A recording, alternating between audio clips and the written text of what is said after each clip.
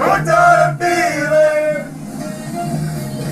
I'm high on believing that you're in love with me. Shout out to the song of Cumberlands baseball, and it still is to this day the song. People don't know about it though. People don't know about it, and they still are like sing along. It's like, who wouldn't sing along to that song? I mean, some songs just stand the test of time, you know. They do. This is episode 4, CLED Podcast. We got Josiah Robbins on, QB1. My roommate for the summer, kinda.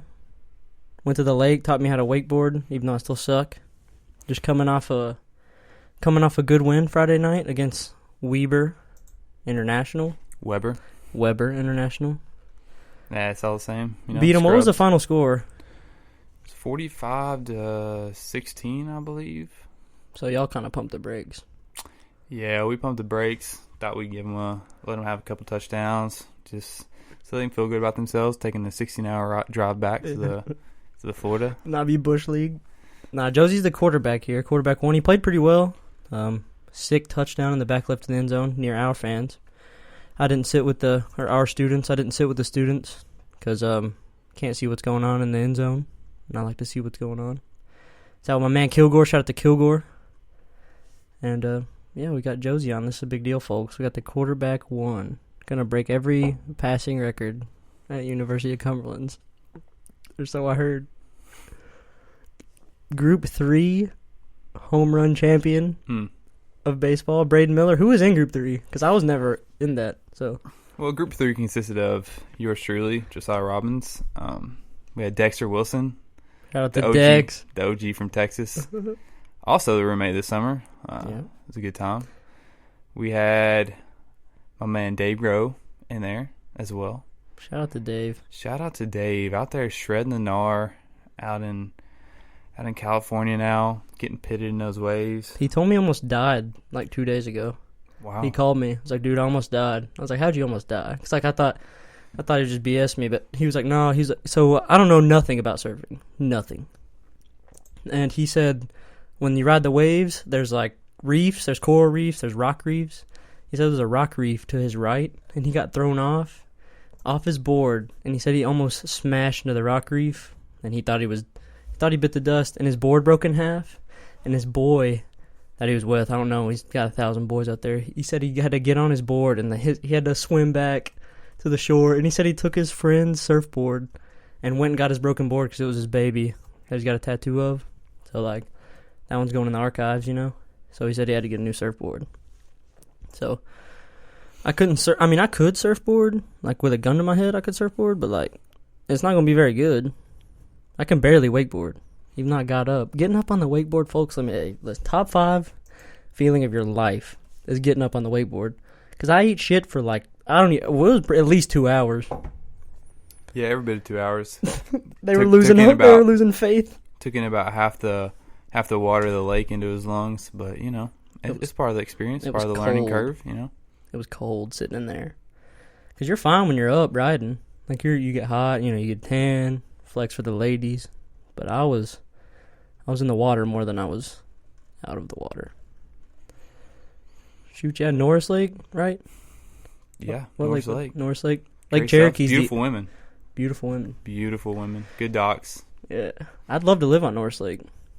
Yeah, Norris Lake's a good time, for sure. I think I'd like to live on the lake. I wouldn't like to live on a beach.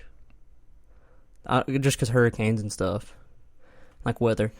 Like inclement weather, but I could definitely live on the lake. That'd be great to have like a cabin or something, and then just work. But that's long-term goals. After I'm grinding it out as a CPA. Even though I don't know if I want to be a CPA yet. Yeah, isn't that funny? You spend 4 years grinding out a certain degree, certain goals, certain aspirations, and you get to the end of the 4 years and you're like, do I even really want to do this? I know, dude, it's confusion. Because the only things I'm passionate about really like sports, and I ain't going pro at any sports. Except maybe golf. No, just kidding. That's just a pipe dream. I mean, me and Ricky Fowler are boys, so I'll probably be on the tour in about 2 years. He needs to win a damn major. Ricky Fowler. He will. He's still young. But yeah, I'm passionate about sports, and like, that's pretty much it. And then everything else you just act like you're passionate about to have a good career with. Does that make sense? Yeah. It's like sports and some video games. For me. My family, friends, like I love them. Like you can't have a career with that. You know? But you gotta do something. At least that's the expectation put on us. That's why we're in college. You gotta do something. And the only thing I've liked in school so far, the only subject I've liked, even though it sucks, and I just like it a little bit, was cost.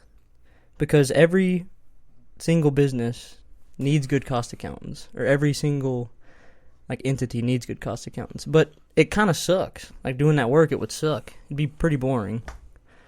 It's just cool how you can come up with prices for stuff and then make money off of that and not have anything to do with marketing or the public. You just leave that. You just pass that on to someone else. Yeah, it's big. But I don't know. What do you want to do, or what would your career, if you could pick, a career to go into? I know you like real estate some, but yeah, I mean, I've always been big into financial advising. Learn about the market and stuff like that. It's pretty volatile though, and it's a lot of risk and a lot of keeping up with a lot stuff. of stress about dealing with people's money. Yeah. I mean, you're in charge of a lot, and you're in charge of people's financial status and their funds that are supposed to last them through their lifetime. So it's a daunting task, and I don't know if I'm ready for it. You could do it, dude. You could do it if you put your mind to it. That's the thing. Is if you could build the rep of doing that, and you could just have 4 clients or something, or a super rich dude you're just working with, and then he's gonna be loyal to you forever. But why do you want to have it? This is the thing where I get caught up, because what's the end goal of you being successful for you? And then I'll tell mine. At least what my idea of is of it now, of what I want to be. If I wanted to pick a job, or if I could have that dream job, or what I think is the dream job, the end goal for me is I just want to be. It sounds hippie and shit, but I just would like to be kind of free.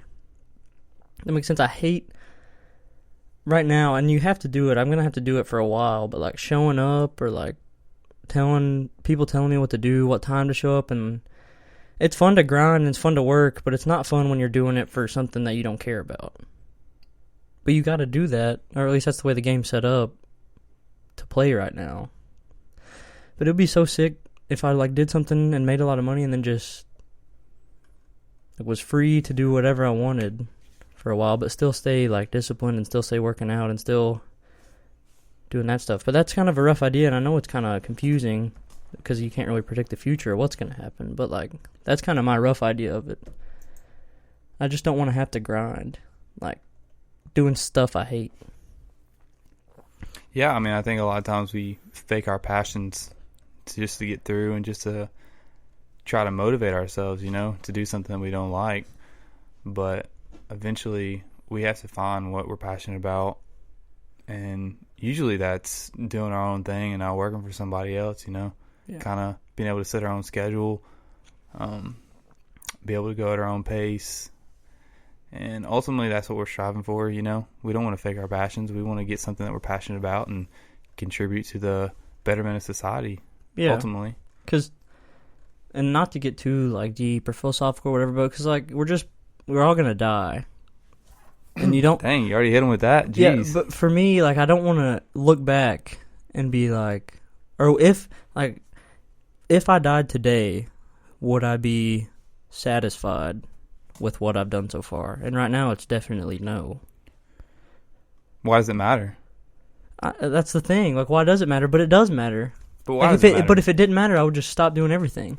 Right, but why does it matter?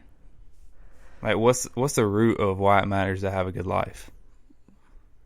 I think so. It's not miserable while you're living, and those relationships you get, and the people you meet, or the girl you really like, or whomever, a partner you really like, or those memories, that makes it okay. It makes everything all right. Your family and friends, and we're doing this right now. It's fun. And I'm not saying just, do whatever's fun. You get that sense of meaning. When you work out really hard, you have a great lift. When you play really good the other night, you ace a test. doing stuff that's hard and doing well at it, you feel good because you're like, this is hard to do. A lot of people cannot do what I'm doing. And it's not an arrogant thing or ego thing, but some of that is. Some of it is your ego. And you have to have a little bit of that. As long as you care, like, you're humble with it and not like a dick. Does that make sense what I'm saying? Yeah. Because it feels good to do something that's hard to do. And then the meaning of it all, I guess, because we all are going to die, but you don't want to. If I just quit doing everything and quit, it would make everyone else's life that I'm close to just miserable, you know? Like, you're trying to make it better when you leave for the people that are starting when you're leaving. Does that make sense?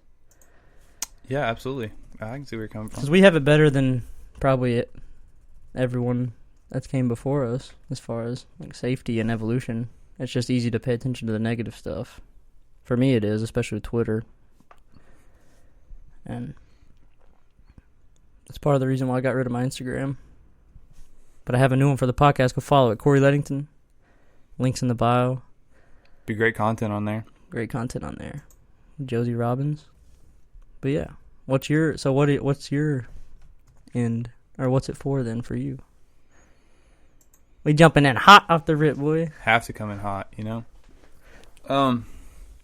For me, it's just, I mean, I'm a Christian, and I think ultimately having a good life is instilled in us through a higher power and higher being. You know, it's easy to say that living a good life is just for the here and now and for other people, but I think it's ultimately more than that, you know? I think it has to be. I think there's a reason that we all have this feeling inside of us to be a good person. If not, then why the frick do we do anything that's good, you know? Yeah. I think most people do. But there's outliers with any game or system. But there's definitely sociopaths.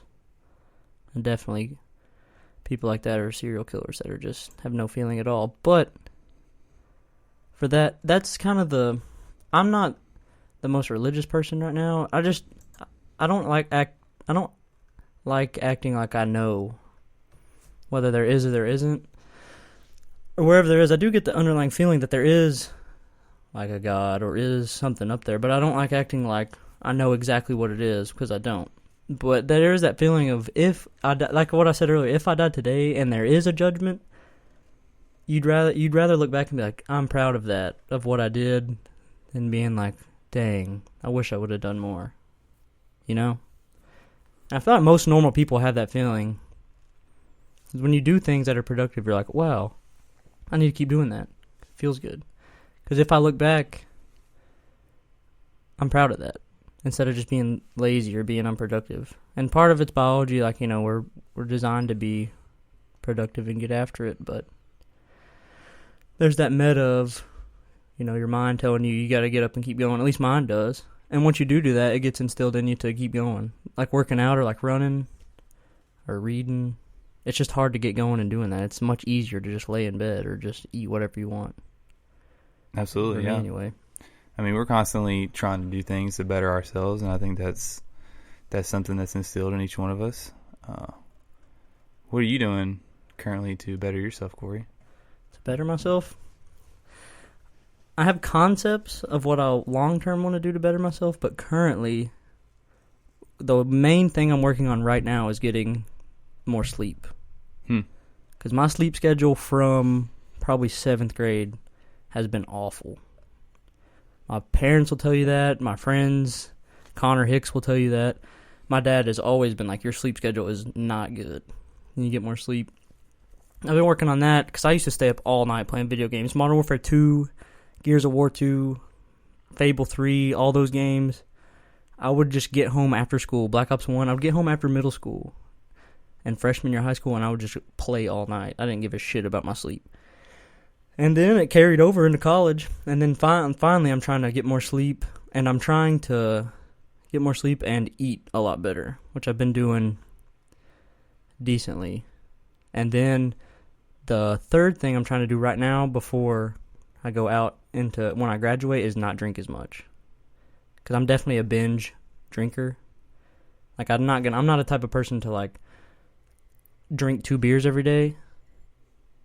I mean, I could. We did a little bit in the summer, but, like, just trying out, like, nice beers. But if I'm going to go out and drink, like, I'm going to get drunk.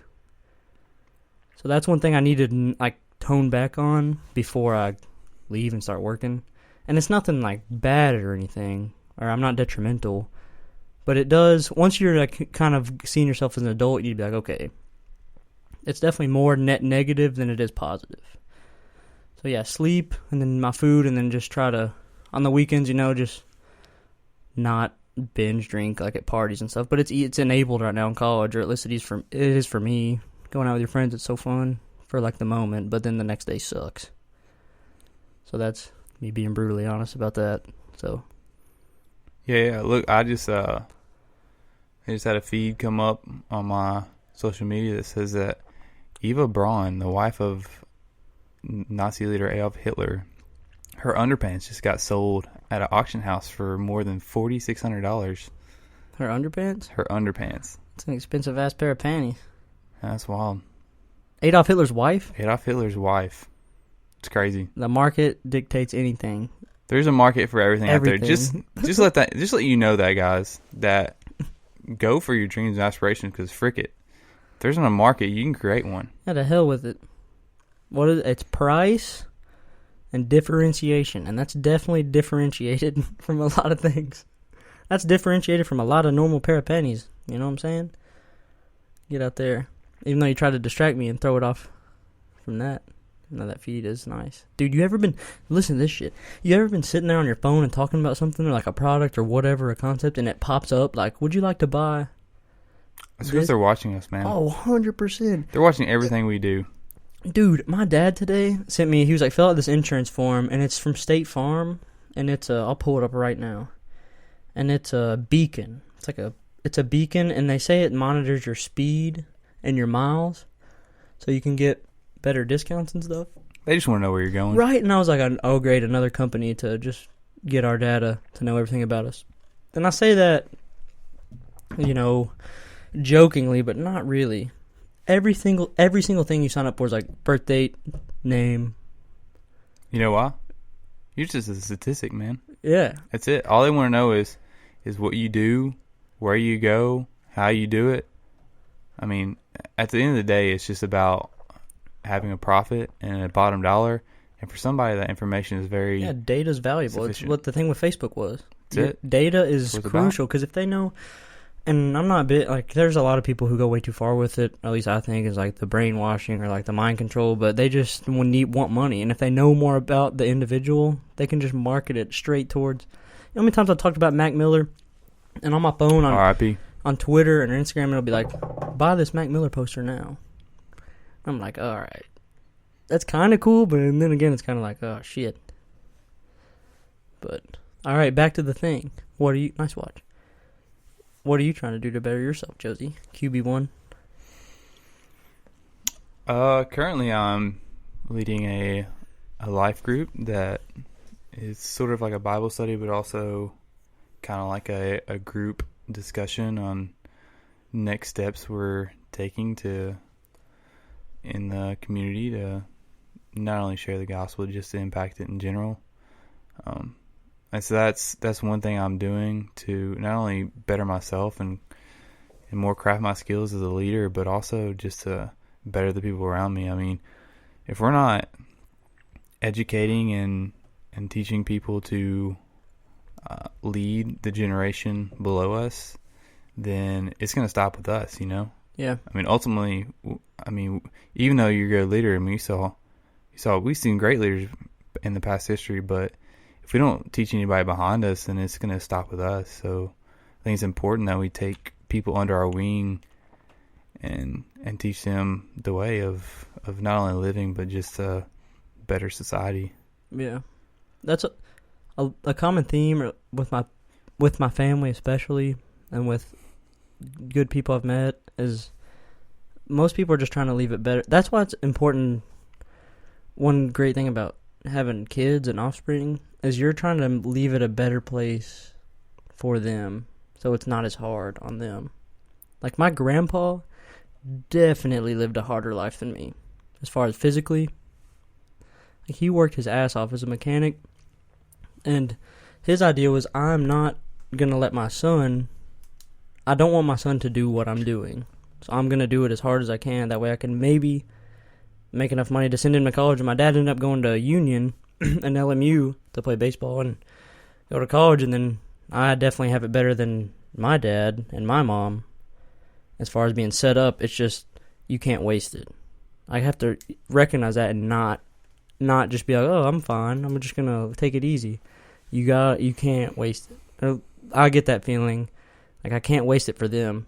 I would love, it would be so sick, and I'm not just saying this to get like, oh, he's so sweet. Like, if I could make a lot of money instantly, I would just buy my mom a house in South Carolina, in Hilton Head, because that's easily her favorite place to go. And she would, like, just, because she's grinded her as a teacher. Your mom's a teacher too, right? I mean, my mom is grinded. They're decent. Your mom just got promoted, but my mom's... Yeah, my mom's in administration now, but yeah. She's grinding her butt off for what she does right now. So yeah, mad respect for the moms out there that grind on a daily basis and work, yet come home. Still a mother. Not only a mother, but a top-notch mother. A mother who's never questions anything. Yep. And my mom, she had everything done. She had dinner done. She always had her laundry done. I mean, she stayed on the grind. I mean, most fathers, when they get off at 5 p.m., they're off. Yeah. Moms aren't off till they go to bed. So mad respect to Amy Robbins out there, who has grinded since day one.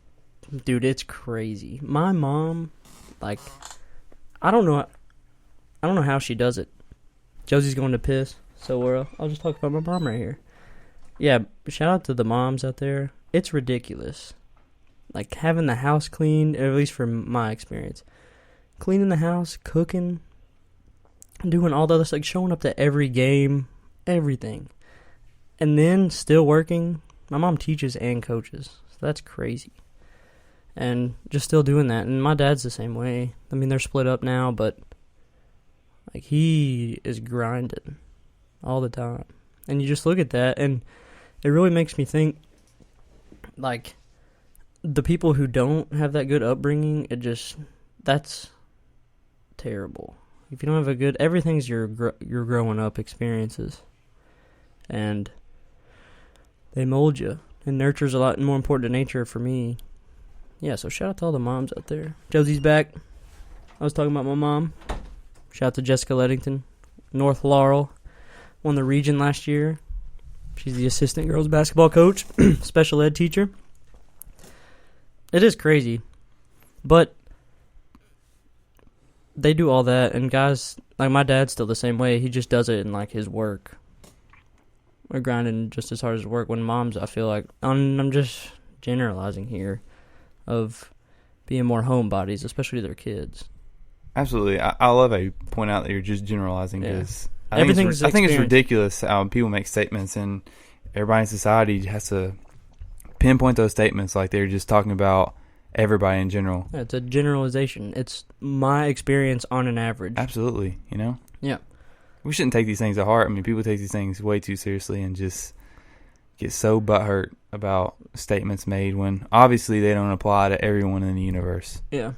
And it is hard, too. I mean, if you're going through something, like, there's no context on Twitter of talking to people. That's another thing I want to have through this, is you can have context. Because you can tweet something and then somebody reads it out of context and takes it the wrong way. And it can get pretty toxic pretty quick. But, yeah. Shout out to the parents. Have great parents. My dad, I was going to tell you this earlier, but saving it for the podcast. My dad just met with the Reds hitting coach last week, and he's got a mat. It's called Precise Point, and it's a mat that optimizes exit angles or contact points versus launch angle. Because if you hit, it's like golf. If you who cares if your swing's ugly if your contact point's correct? Does that make sense? Like Jim Furyk? Yeah. And that's what this whole map's designed around. He met with the Reds hitting coach, and they're running data on it through the hit tracks, and going to get back with him. And if the math checks out, then That'll be good. I mean, he said he'd endorse it, and my dad could use the Reds hitting coach name.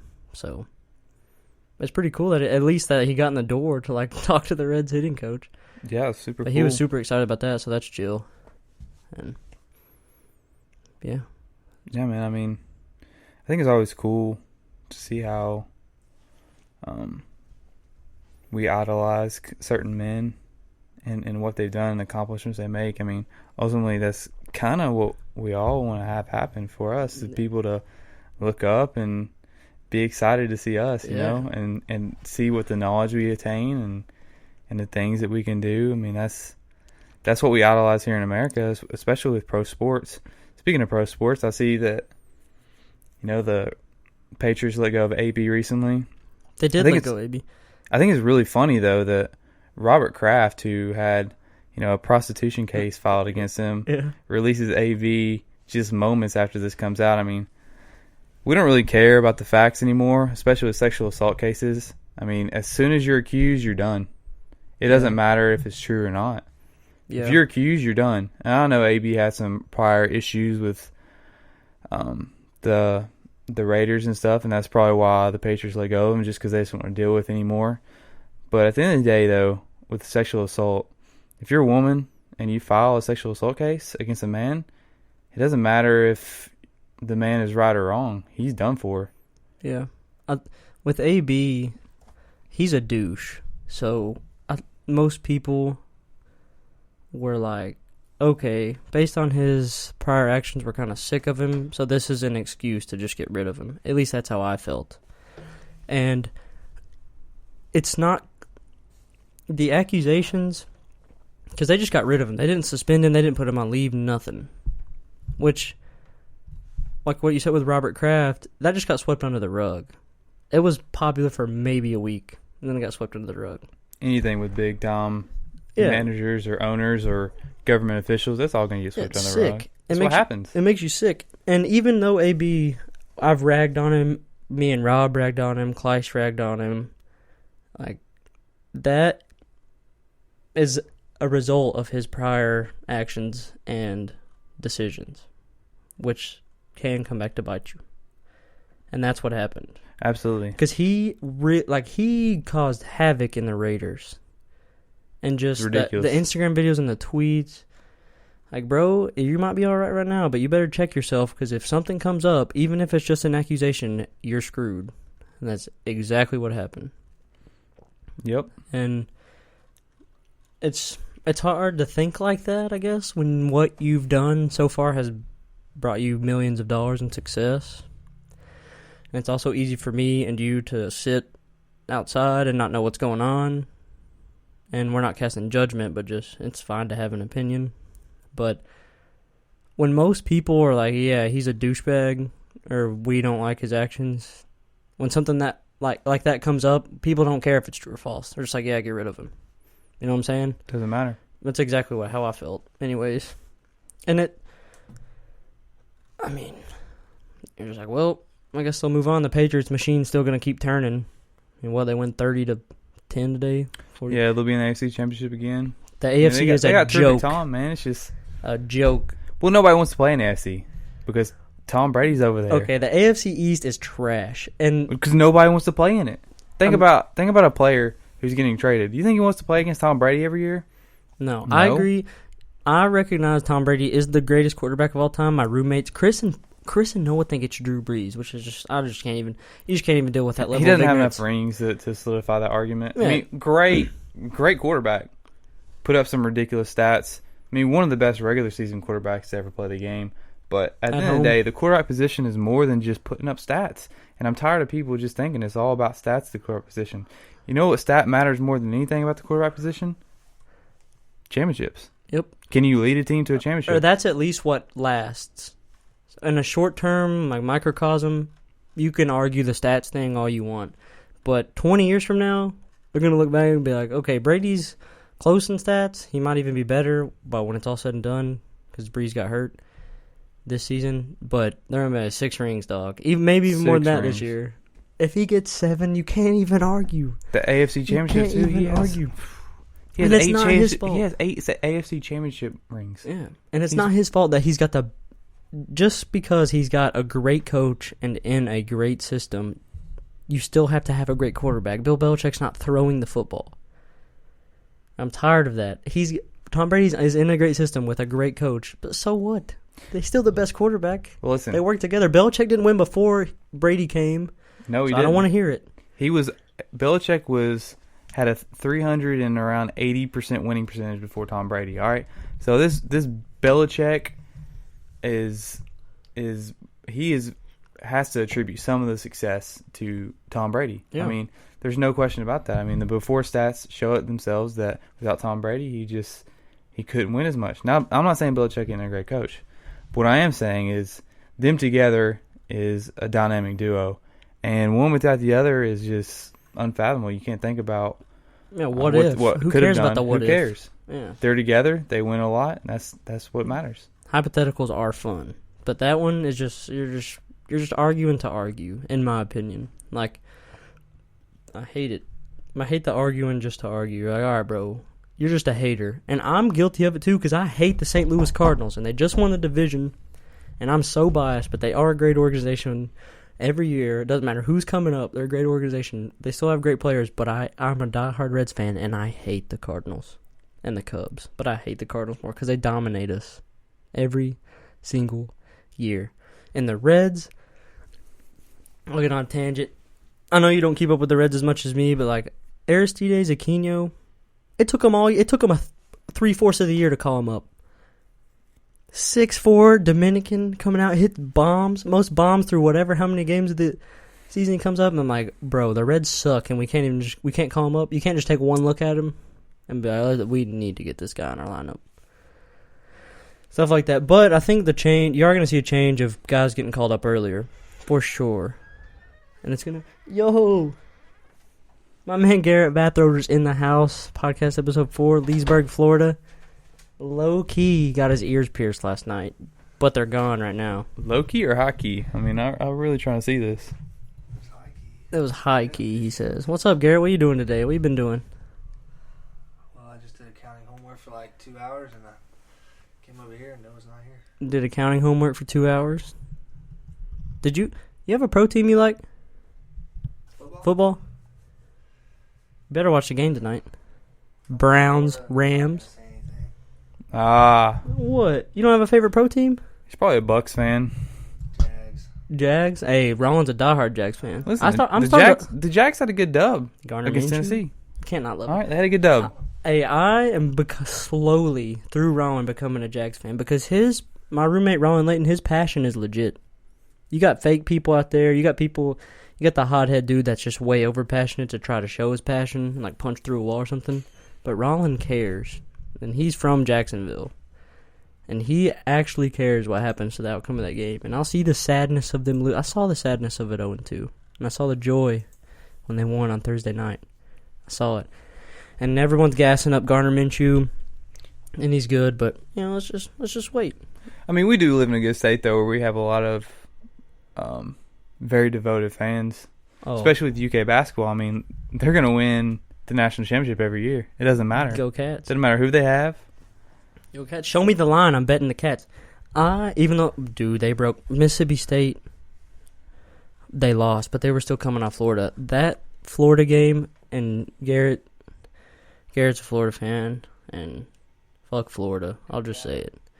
I got my heart broken last weekend when Kentucky lost to Florida.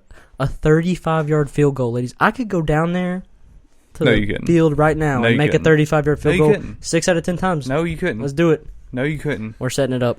All right, 6 out of 10 times with a defensive rush. You got 2 people coming off the edge. The ball's not even placed down. You're going to kick the ball, and the ball's not even on the ground yet. It's going straight through the middle. No, the placeholder hasn't even put the ball on the ground yet, and you're just about to kick. Stop defending Chance Poor. He's a college kicker. I'm not defending him. Beat Florida. I'm not defending him. At home. And he missed. I'm not defending him. All I'm saying is you couldn't do it. I'm not saying he shouldn't have done it. He definitely shouldn't have made that field goal. He came to the University of Kentucky to make a 30-something yard field goal. 35. 35-yard field goal at the end of the game. That's why he came to the University of Kentucky, all right? He should make that field goal. But you cannot make that field goal, all right? So don't make I'm that at least claim. going to – it's a hyperbole, but I'm going to at least believe it. You're not going to do it, though. I could make a 35-yard field goal. Okay, but you're not going to make 6 out of 10. I'm not going to make that one at the field, but but I'm not a college kicker. All right, let's talk about pros about the game. I'm going to be honest with you. We went to Florida a couple weeks ago. Pros about the game? Yeah. We practiced. About football in general? No, it's about the Kentucky game. Oh, okay. We went down to Florida a couple weeks ago practicing the Gators indoor facility, and I was looking around to find Felipe Franks just because I wanted to tell him he's a scrub because he's not that good. He's overrated. He's a prick. So pros about the game. I mean, I'm satisfied that I'm not happy that he's out for the season, but I am satisfied that UK folded him for a play. They did fold him. I And mean, Garrett's happy about that because the backup curse, that backup came in and kind of hooped. All right, can we talk about the backup for a second? Trask got recruited by the University of Florida, and the dude never started a varsity football game. The dude hadn't started a football game since his freshman year of high school, and that was on a JV team. The University of Florida recruited this kid, and he hadn't even started a game. All he did was come up in mop-up duty, and they watched this film and said, hey, this backup QB in high school is pretty good. Let's offer him a full scholarship. Full? Yes. Damn. This kid is at University of Florida and never played a game in high school. Hey, those are the dudes that kind of come up, like just like Tom Brady, like the dudes who sit back and don't say a word, are quiet, don't cause any problems as soon as they get their chance. He's been waiting for that his whole life. Paying his dues. His whole life. Making merit. That's it. Yep. Kids nowadays, we got a kid that played for us here at University of Cumberlands, great, small NAIA school. Really good. Going to compete for a championship this year, besides the point. We had a kid who's on his 5th school now because he's been a backup everywhere he's been. At some point you got to realize that, hey, I'm a backup and I got to pay my dues before I become a starter. I'm not just entitled to a starting position. That's why I applaud Trask.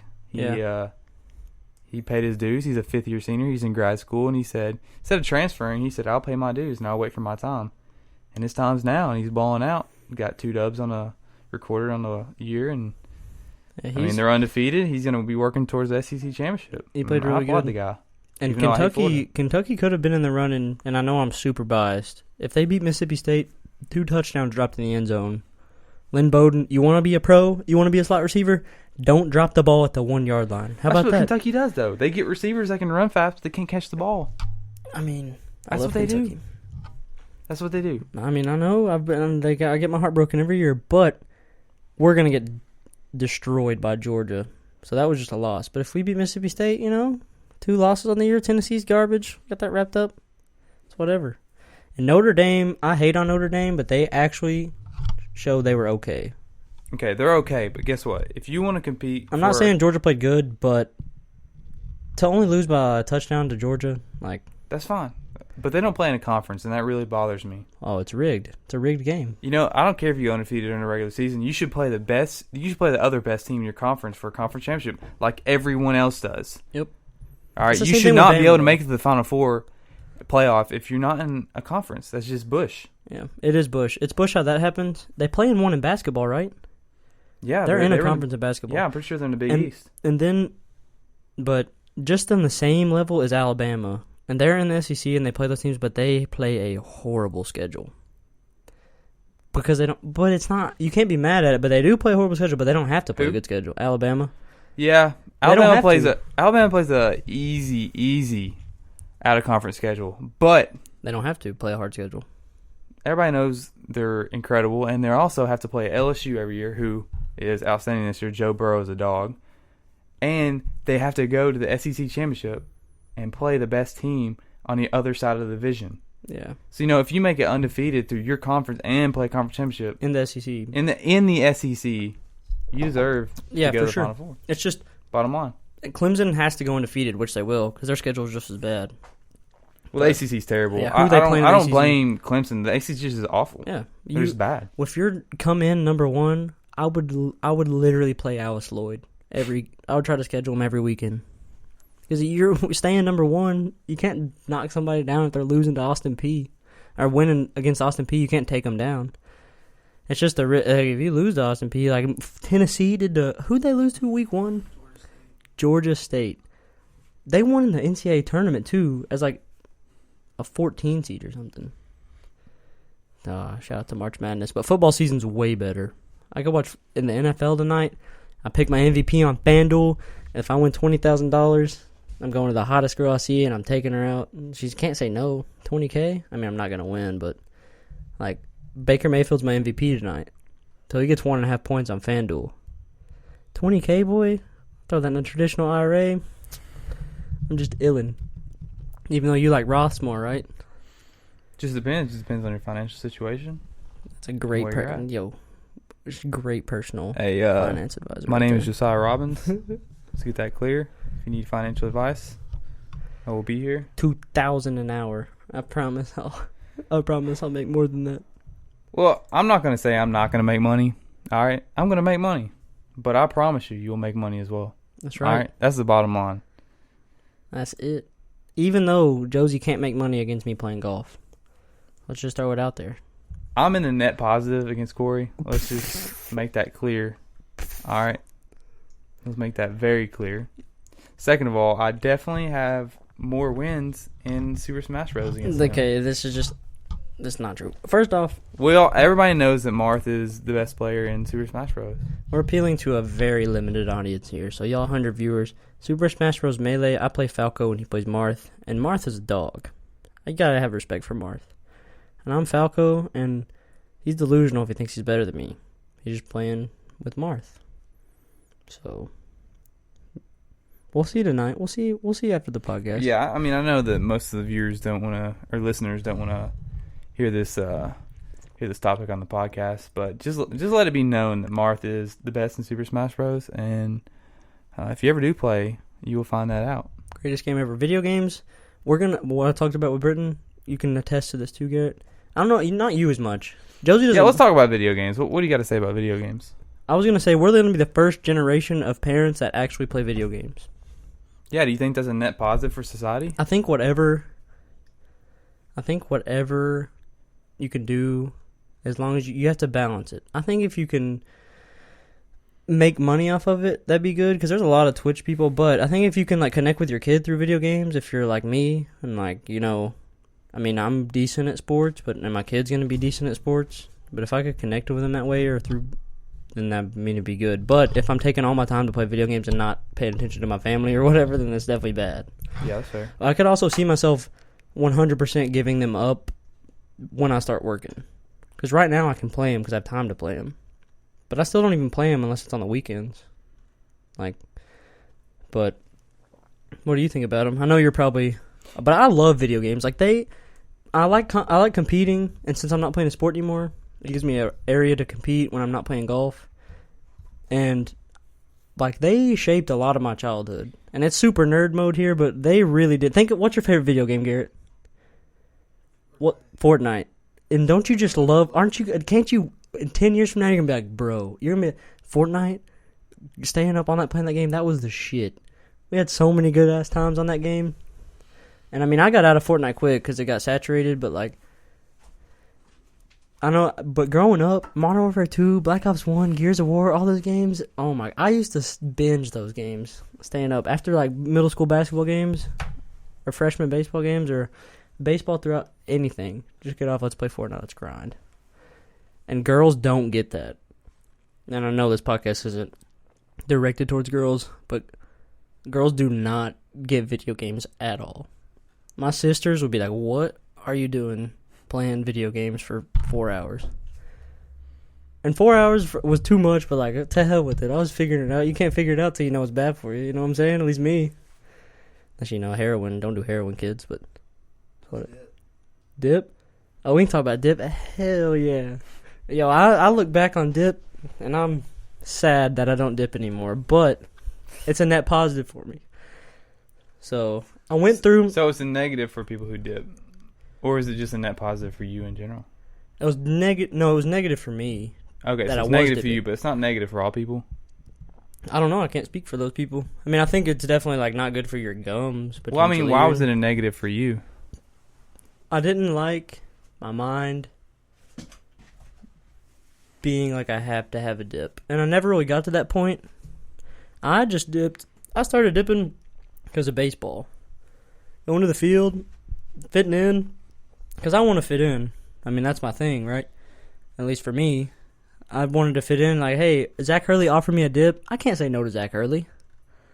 Started doing that, and then I dipped for like 3 months probably, and there were stages of it. There's a stage of you being like, okay, everyone's like, oh, you're dipping? That's so cool.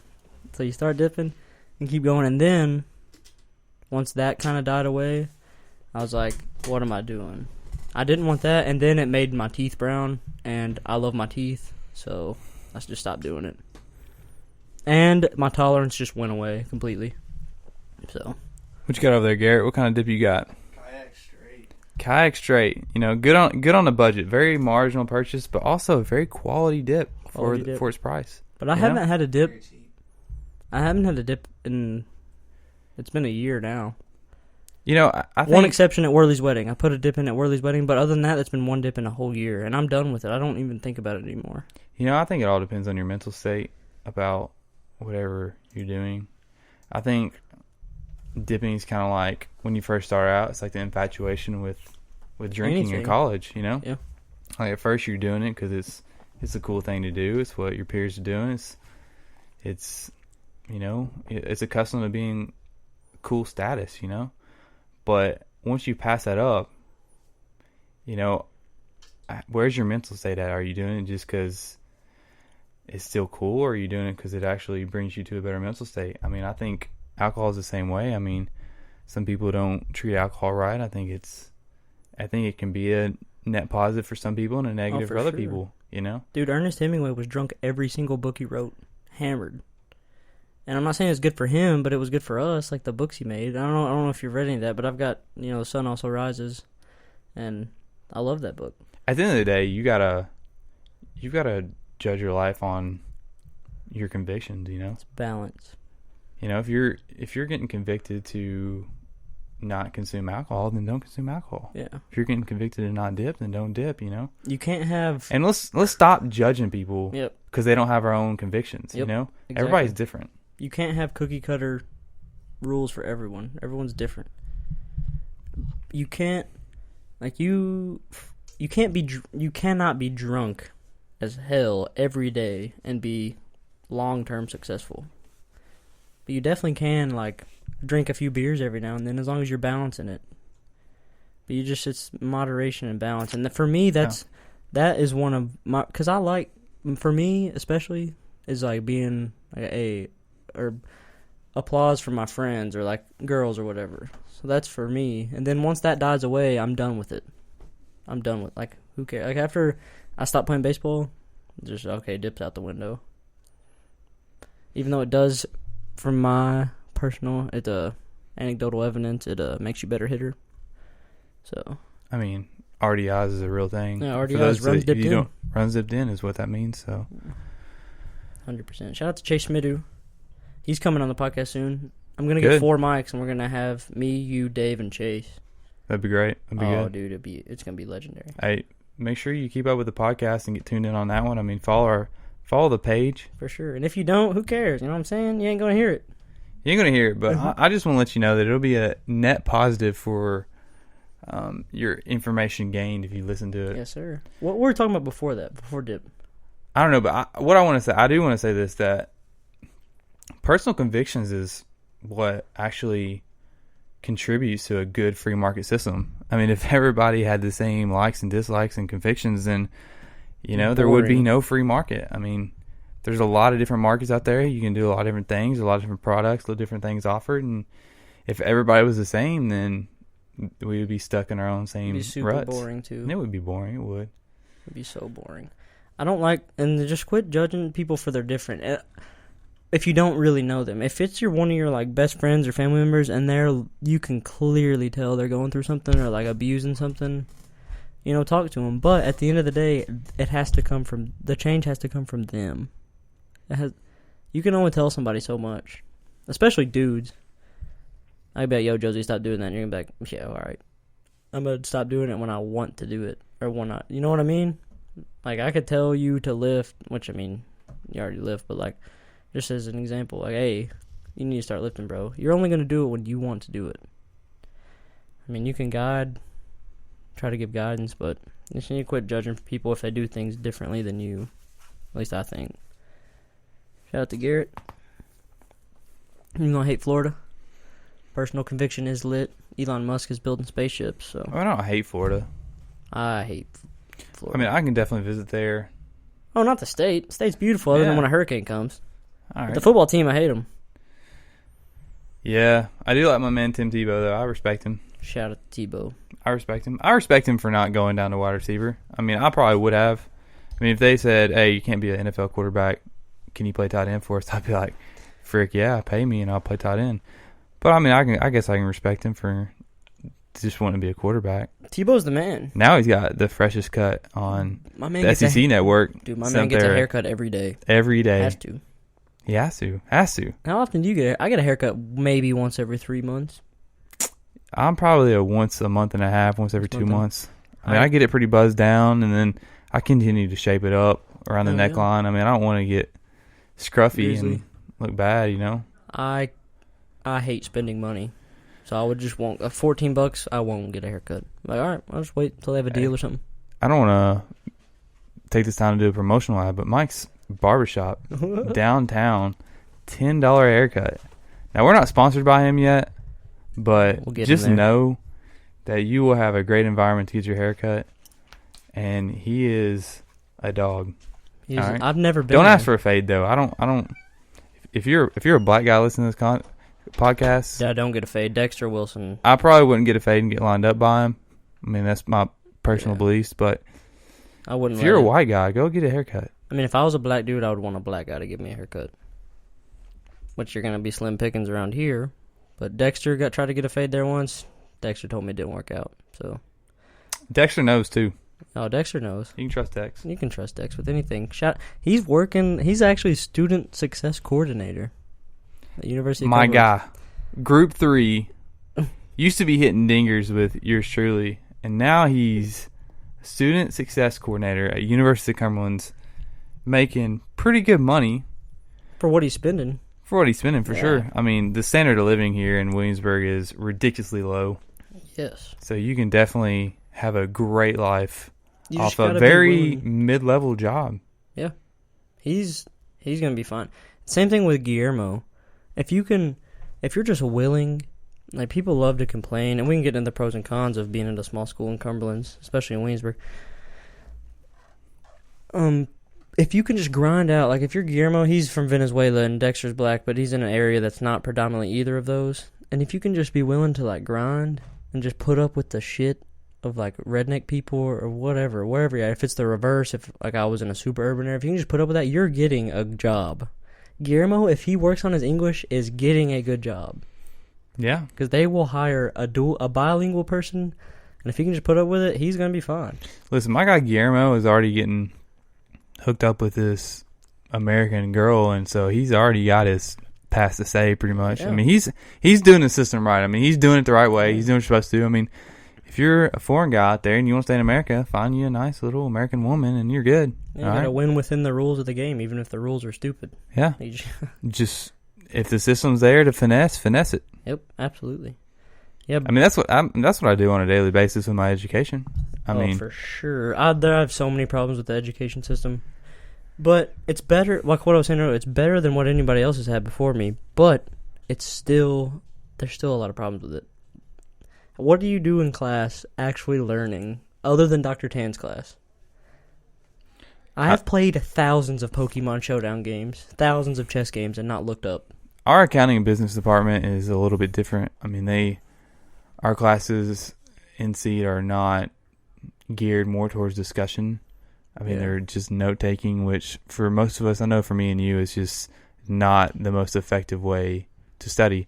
Now, I do have some religion courses. I'm taking world religions right now with Dr. Jefferson Calico, and his whole class is discussion based, and we really get into some deep topics, and we have a lot of group discussion, which really challenges us and expands our knowledge. And for me, that's the way to go. I know that all teachers aren't the same, but that is an effective way to grasp the knowledge that's being presented for me. For sure, you have to discuss, and that's like Dr. Tan. I mean, I like his class a lot. It gets kind of boring sometimes, but like if in accounting, you have to learn the fundamentals first. But once you learn that, let's discuss about why the fundamentals are the way they are.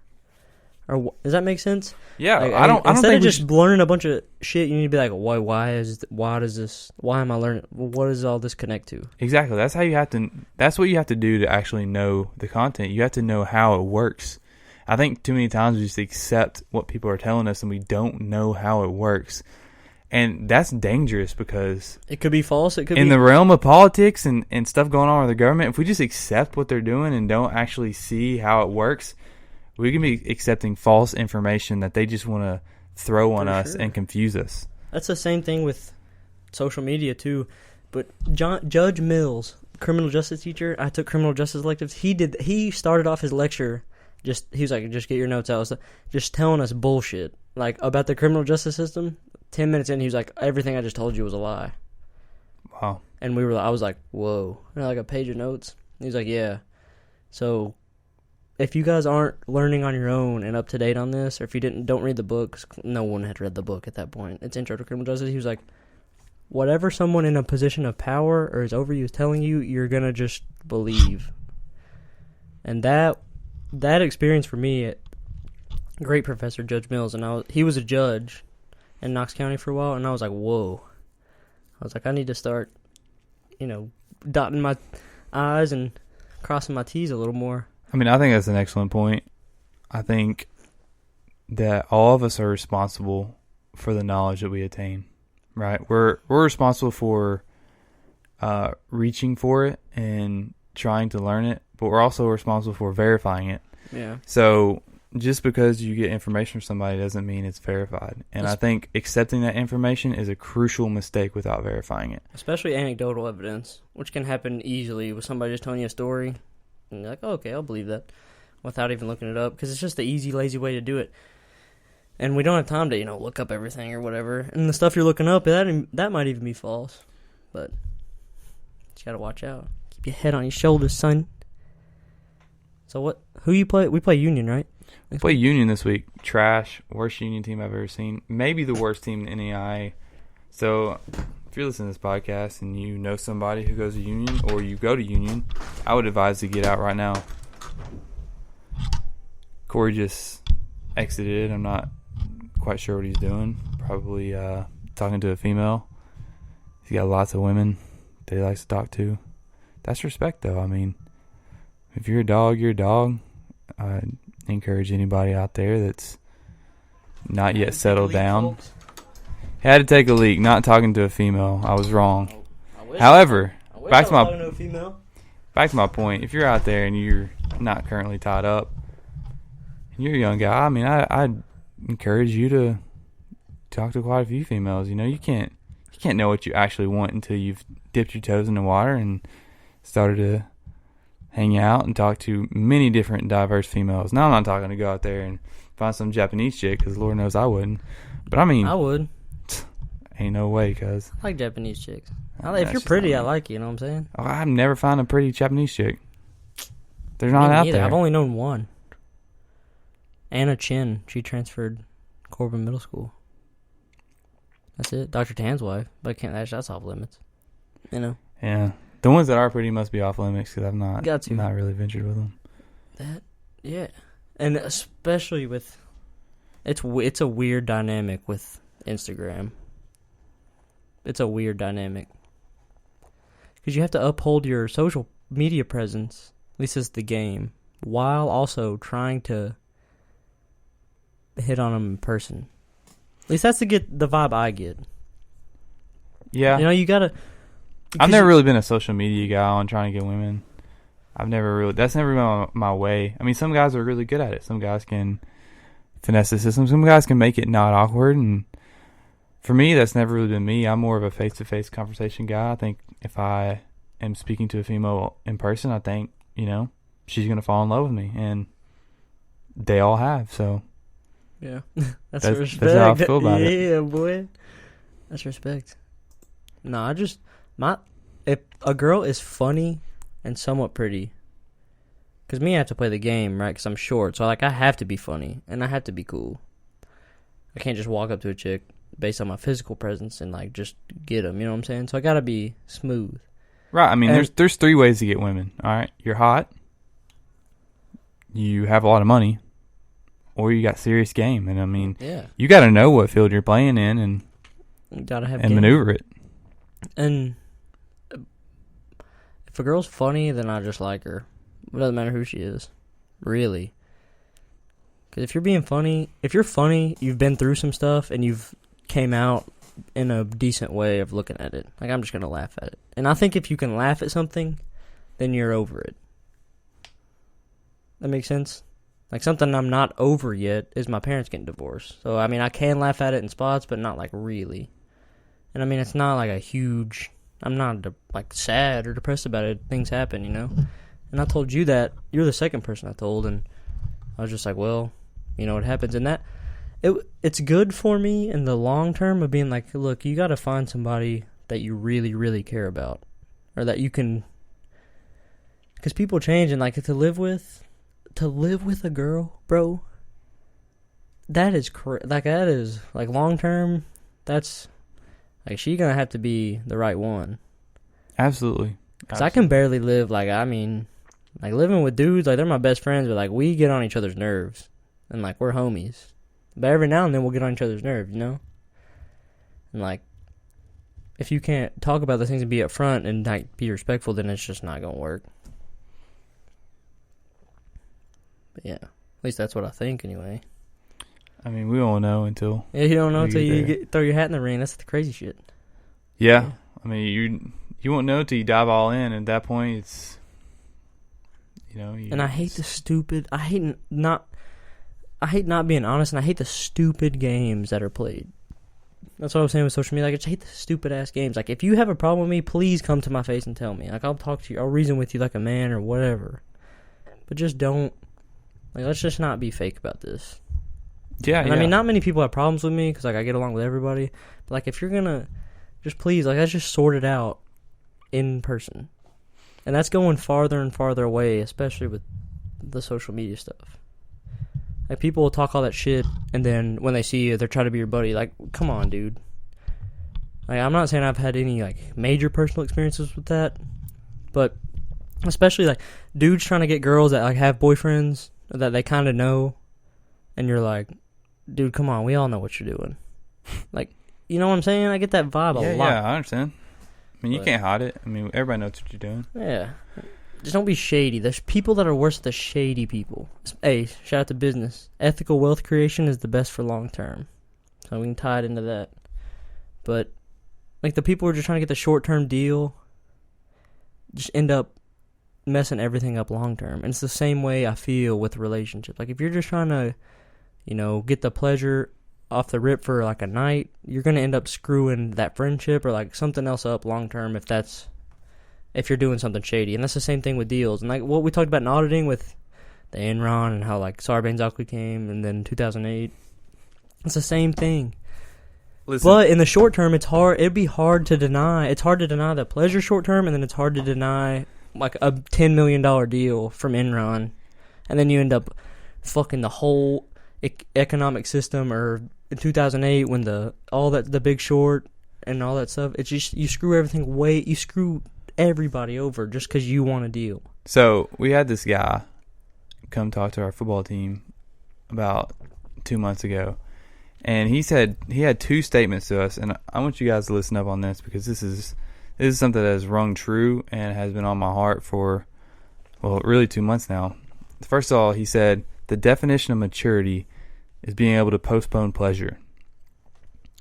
And I think if we are truly able to grasp that concept, I think that we'll understand that is completely correct. That when we reach a level of maturity that we can postpone pleasure, we can now satisfy our long-term goals rather than just satisfy our short-term fixations or short-term emotional preferences. Yeah. He also said that we should never give up what we've always wanted for what we want now.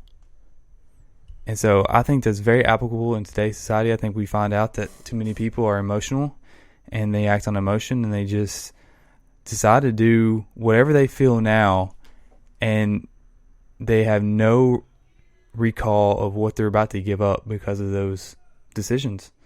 Yeah. And they're going to sacrifice what they've always wanted for what they want right now for instant satisfaction.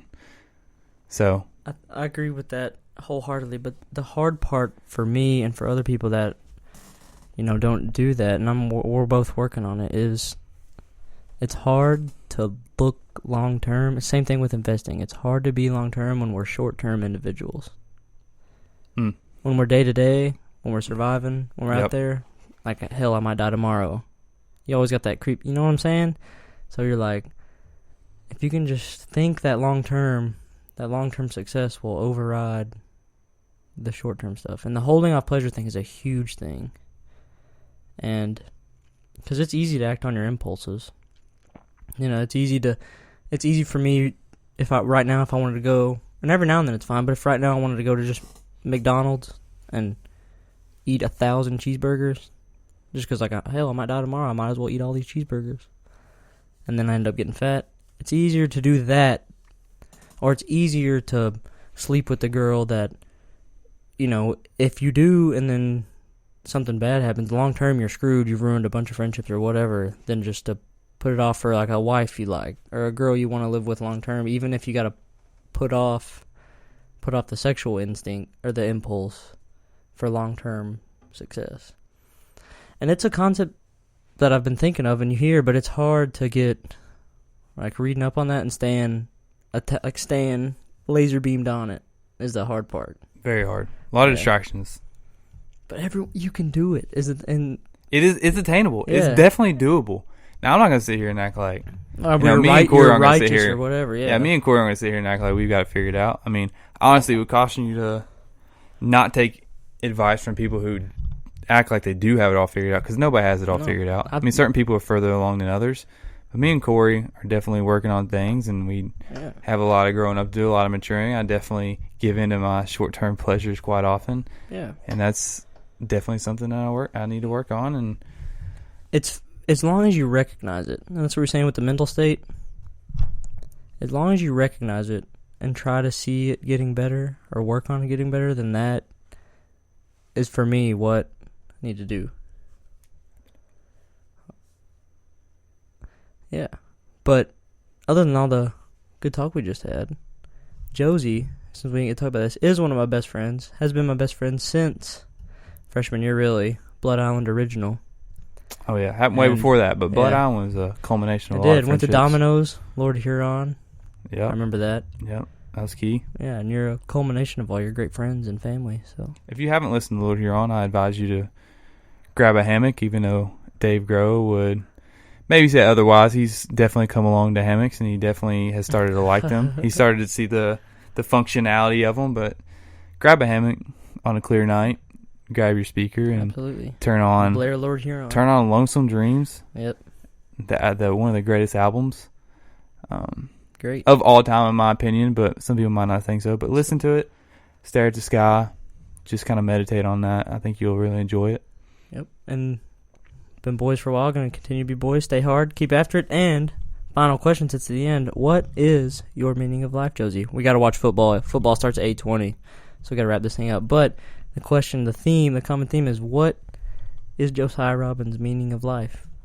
I mean, I think I kind of alluded to it at the beginning of the podcast, that, I do have a biblical out view on life, and that I do believe that our lives are meant to glorify God. Although I've definitely went through phases of my life where I've not done so. I think that's the ultimate goal. I think everything that we strive to do in life makes sense according to that. I think we all have this thing inside of us that says be a good person and live a good life for some reason. Now I believe that reason is for God and a higher power, but I think that's the only reason that makes sense for that thing. But I know some people believe otherwise, but that's my kind of viewpoint on. It's your personal meaning of life. It's my personal meaning of life. Everybody else's. Yeah. Whatever makes you a better person, believe in that and go after it. It's the end of the day. You can't worry about You can't worry about appeasing anyone else. You gotta, what do you believe and what your meaning of life is, you gotta go for it. Absolutely not. I mean, you have your own personal convictions. I feel like that's one of my personal convictions. And I mean, if you're not lining up with your personal convictions, then You're fake. You're fake to yourself, and you're just not going to be comfortable and peaceful. I mean, if you're not at peace, then you're not going to make good decisions, or you're not going to be able to have a good mental state on life and be able to walk through life in its fullness if you don't. So, yeah.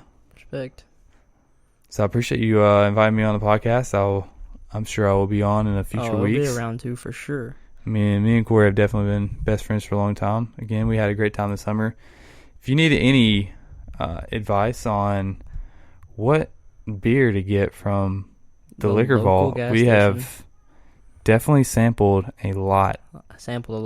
And if you need any advice on living out of a storage unit and in a small house with a ton of stuff, then we're your guys. Or how to get up on a wakeboard. I mean, I will get up on a wakeboard. I will definitely teach you how to get up on a wakeboard for sure. Corey's a dog out there now. 100%. He's shredding the gnar. Dude, my goal is next time I go, if there's girls, act like I have no idea what's going on. And then I'm like, I've never done this, but whatever. And they'll be like, yeah, he's not really done this. And then just as soon as you floor it, I'll just pop up. And I'm like, oh. And they're like, wow, he's a first. Yo, what's up? And later down the road, I'll be like, no, that was just that's respect. Yeah. Yeah, whatever your personal meaning of life is. And I've kind of changed mine every episode, and this will be the last part of it before we go watch football.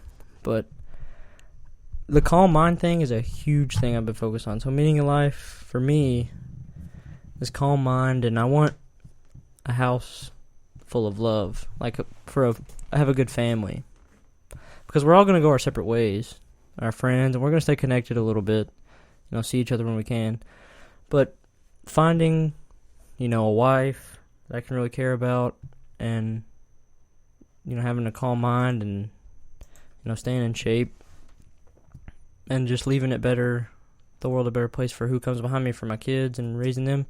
That's kind of mine right now. And it's going to change. It's always subject to change, But especially with my parents getting divorced, has been like, damn, it's hard to sustain that relationship.